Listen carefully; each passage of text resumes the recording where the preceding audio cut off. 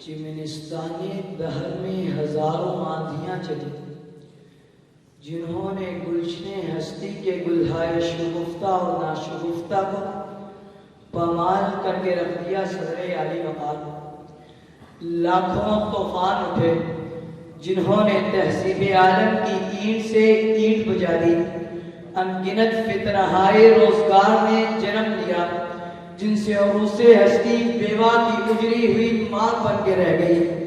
فتنہ تتار نے جہاں اسلامی تمدن کے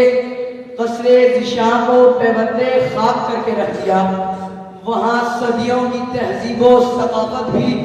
کھنڈرات میں تبدیل ہو کر قصہ پارینہ بن گئی۔ عالم اسلام کا سب سے زیادہ اندوہناک اور کربناک دل دہلا دینے والا حادثہ فاجعہ سقوط بغداد تھا، جس میں 12 لاکھ مسلمانوں کو لقمہ اجل بنا دیا گیا، لاکھوں نایاب کتابوں کو راکھ بنا کر دریائے دجلہ کی بے رحم موجوں کے حوالے کر دیا گیا، اور صدیوں کی عالمگیر سلطنت کو اس طرح پامال کر دیا گیا کہ ان کی علمناکی بزبان حال کہہ رہی تھی، سر پہ کتنے ہی لرکتے ہوئے سنگیاہ گرے، ہم جو چوٹی پہ تھے کس کھائی میں ناگاہ گرے، دل دہتا ہے تیرے گرد کے حالے کی طرح، ایسا لگتا ہے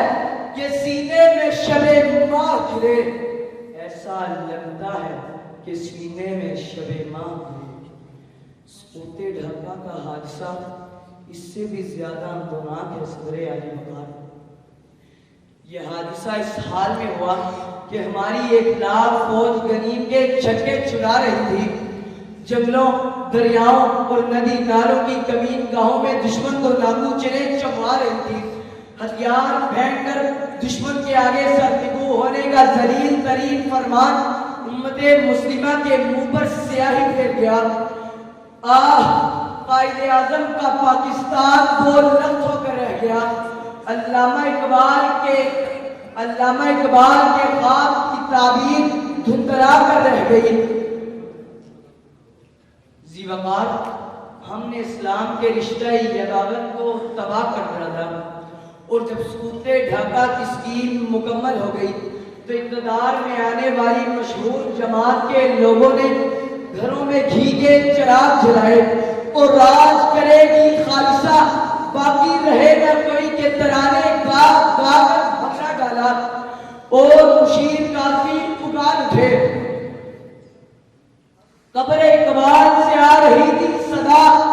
یہ چمن مجھ کو آنا گوارا نہیں، کہہ رہے تھے سبھی کیا غضب ہو گیا، یہ تصور تو ہرگز ہمارا نہیں، یہ تصور تو ہرگز ہمارا نہیں۔ آپ کی سماعت